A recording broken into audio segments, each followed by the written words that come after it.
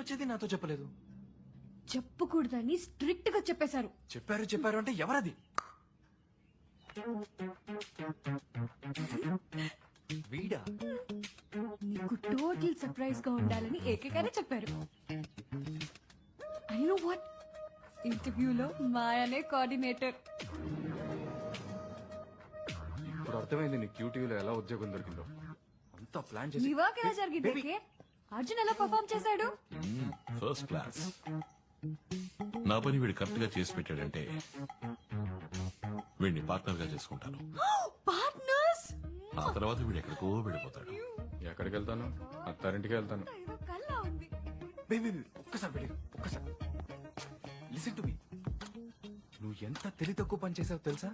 తన్ని తిట్టొద్దు, నేనే నీతో ఏం చెప్పొద్దని చెప్పా. ఏయ్ మాయా, ఓకే బేబీ, నాకు టైం అయింది. మొదటి రోజు లేట్ గా వెళ్తే